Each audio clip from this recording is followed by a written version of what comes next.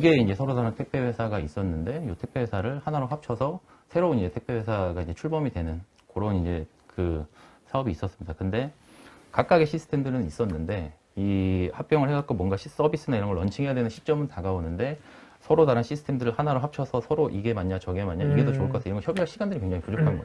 그럼 그런 거에 맞춰서 인프라 자원이라든가 필요한 어떤 솔루션이나 소프트웨어들도 이제 다 필요할 텐데 그런 것들이 시간상 어려움들이 있으니 네. 어떻게 보면 이것도 이제 HCI가 주는 그런 장점, 특장점 중에 하나인데 HCI 기반으로 물리적인 하드웨어 자원들을 다 구조를 만들어 놓고 그 위에 이제 필요한 것들을 소프트웨어로 우리가 하나씩 만들어 가면서 네. 우리가 앞으로 이제 뭐 로드맵을 펼쳐가는 것들을 HCI라고 하는 장비가 다 수용을 해줄 수가 있기 때문에 그런 형태로 구성이 됐던 사례인데 처음에 그래서 저희 HCI로 20대 이상 노드를 가지고 기본 시스템들을 만들어서 오픈을 했습니다. 그래서 실제 좀 써보다 보니까 요즘에 이제 뭐 유통도 마찬가지겠지만 뭐 머신러닝이나 빅데이터 분석 이런 것들이 이제 굉장히 많이 화두가 되고 있다 보니까 지금 있는 시스템에서 저런 업무 시스템까지 새로 확장을 하기에는 그런 업무 시스템에서 필요로 하는 자원에 대한 것들이 좀 부족한 부분이 있었던 거예요. 네네. 대신에 통합으로 운영 관리하거나 이런 것들은 기존 시스템을 계속 쓰고 싶고 그러다 보니까 저희 그 솔루션 중에 그 제품 중에 GPU가 이제 장착이 되는 HCI 모델을 추가로 확장을 해서 기존 그 통합 관리, 운영 관리 환경에서 두 개의 업무 시스템을 운영을 하고 있는 그런 사례거든요.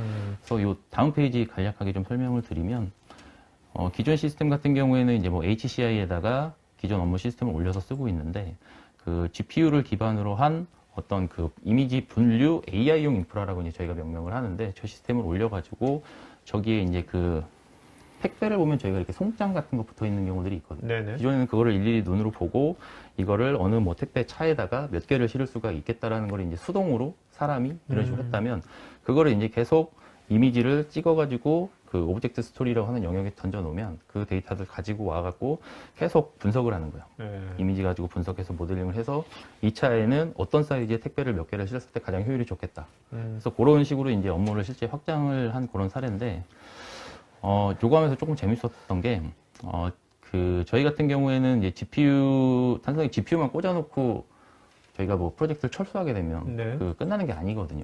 실제 이제 그 위에서 어떤 업무를 올릴 때 그 분석이나 이런 것들이 필요한 다양한 라이브러리나 프레임워크 이런 것들이 굉장히 좀 다양하게 있고 서로 이게 뭐 맞냐 안 맞냐 좀 조절해야 되는 것들이 많은데 그런 것들이 어떻게 보면 좀 중요하더라고요. 그래서 그런 시스템까지 저희가 다 만들어 놓고 실제 나와서 이제 고객분들은 저거를 보고 직접 가지고 계신 것들 바로 이제 개발이나 이런 것들을 좀 수행할 수 있게 그런 사례가 좀 있습니다.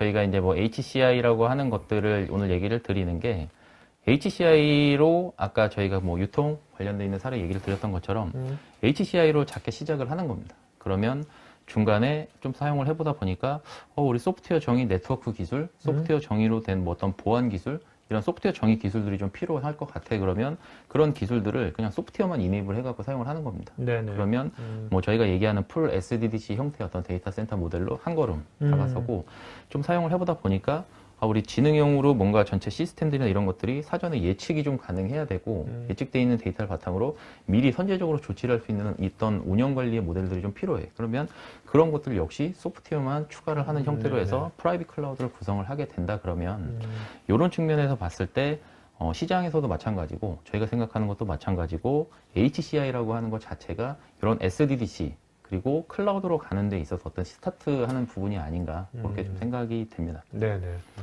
그래서 뭐 동일한 아키텍처에서 이제 소프트웨어만 추가를 하게 되면 어떤 로드맵을 우리가 그려가더라도 다 그려낼 수가 있을 것 같아요. 그러니까 처음에 스타트가 네. 이게 HCI를 했기 때문에 스케일 아웃이 쉽게 되는 거지, 그죠? 맞습니다. 네. 처음에 레가시로 시작했다가는 이게 잘 안 되는 거겠죠. 쉽지 않겠죠, 그죠? 네. 그래서 이제 그런 측면에서 봤을 때 저희는 이제 HCI가 뭐 클라우드의 이제 시작점이다. 그리고 이게 여기 이게 방향성을 보니까 네. 얼핏 느끼기에 이제 그 뭐 HCI나 SDDC까지만 하더라도 네. 어떤 그 회사의 업무가 네. 딱 정형화되어 있고 그런 것들을 저런 걸로 굉장히 효율적으로 할 수 있는데 네. 아까 같이 뭐 금융 뭐 공통 클라우드처럼 그 사용자들이 현업까지 해가지고 굉장히 다양해지고 그다음에 다양한 또 서비스를 해야 될 때 그럴 때는 진짜 프라이빗 클라우드까지 가야 될 것 같아요. 그죠? 그렇죠. 저렇게 돼야지 그게 정말 셀프 서비스를 해서 쉽게 될 수 있고 빨리빨리 갈 수 있는 거지. 맞습니다. 네, 관리도 중요해지고. 네.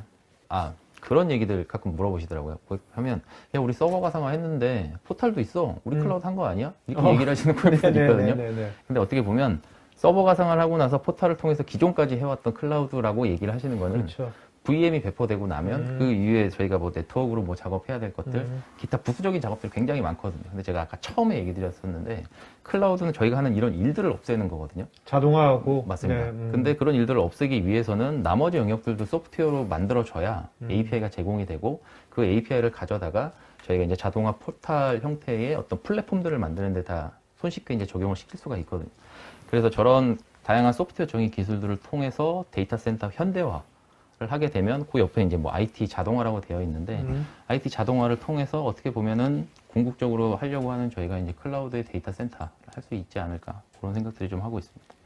저희가 뭐 UCP라고 하는 제품군들이 좀 있는데 그 안에 이제 몇 개로 좀 구분이 되어 있습니다. 그래서 뭐 계속 얘기드렸던 하이퍼 컨버지드 뭐 HCI 솔루션도 있고 안에 저희가 뭐 아까 소프트웨어 정의 네트워킹이라든가 뭐 자동화 운영 관리 등등 풀 SDC를 구성을 하는데 필요한 소프트웨어가 포함이 되어 있는 뭐 RS라고 하는 장비도 있고 저희 HCI가 좀 독특합니다.